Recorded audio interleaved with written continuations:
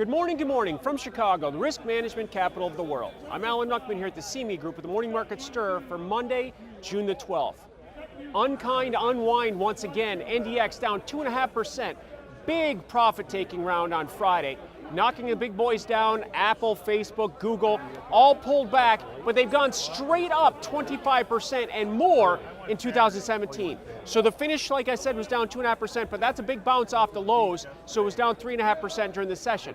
Other markets were mixed. We actually had the S&P essentially unchanged, bouncing back from its lows, and we had the Dow lead the way up 90 points yesterday, 0.5% gain, and a 1/3% gain for the week. Now, last week was interesting in the fact that we made new all-time highs across the board, so we had the S&P and the NDX making new highs with a lower close on a weekly basis for a key reversal that we'll want to keep an eye on.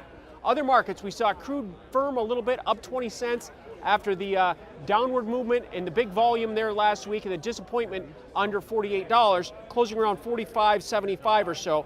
We saw gold off a little bit, down $8 on a weekly basis there. A little bit of profit taking after we couldn't push above 1,300. So where do we stand here on Monday morning to start the trading week?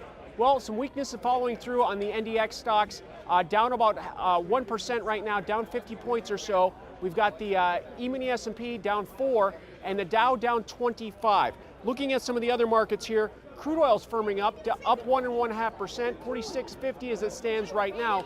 Again, focus on that 48. That's a key pivot level of the halfway point from the 44 lows to the 52 highs. Gold right now is down 4 at 1267. The 1265 level is significant there. That is also the halfway point of the 1225 lows in gold up to the 1300 or the 1299 highs that we saw last week.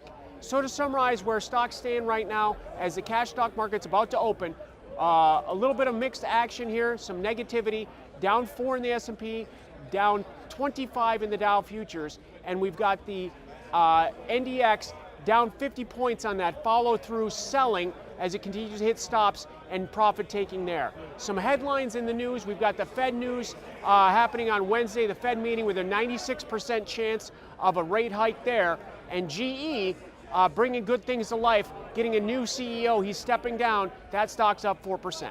Alan Nuckman here at the CME Group, where it all comes back to commodities.